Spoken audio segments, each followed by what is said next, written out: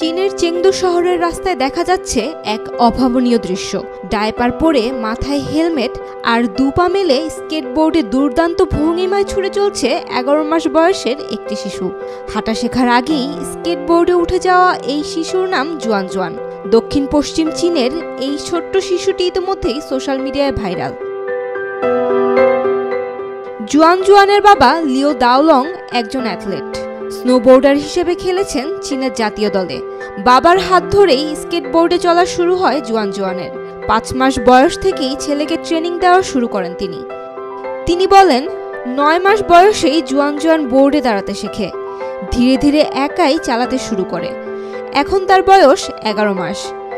স্কেটবোর্ডে দাঁড়িয়ে চলতে পারে সে।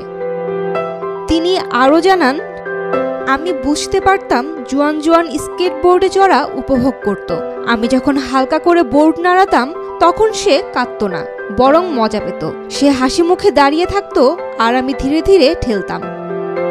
জুয়ান জুয়ানের মা জানান, ৫ মাস বয়স থেকে তার বাবা তাকে প্রতিদিন বাইরে নিয়ে যেতেন। ৮ মাসে দাঁড়ানো ও ভারসাম্য অনুশীলন আর ৯ মাস বয়সে নিজে নিজে স্কেট চালাতে শুরু করে। নিরাপত্তার জন্য সবসময় পাশে থাকেন তার বাবা। জুয়ান জুয়ানের স্কেট চালানোর সাথে সাথে তার কন্ট্রোল ও ব্যালেন্স দেখে অবাক হচ্ছেন সবাই। প্রথমে ঘরের ভেতর, তারপর পাড়ার রাস্তায়, এখন আরও চ্যালেঞ্জিং জায়গায় চলছে তার স্কেটিং যাত্রা। এই প্রতিভা নিয়ে বাবা মা অবশ্য কোনো চাপ নিতে রাজি নন। তার বাবা বলেন, আমরা শুধু চাই সে আনন্দে থাকুক। ভবিষ্যৎ নিয়ে কোনো জোর নেই, শুধু তার ভালো লাগাটাই গুরুত্বপূর্ণ। ইন্টারনেটে জুয়ান জুয়ান এখন পরিচিত ডায়পার ডেয়ারডেভিল নামে। হয়তো সামনে সে হয়ে উঠবে বিশ্বের সবচেয়ে কম বয়সী skating icon. Saima Akter, Daily সান।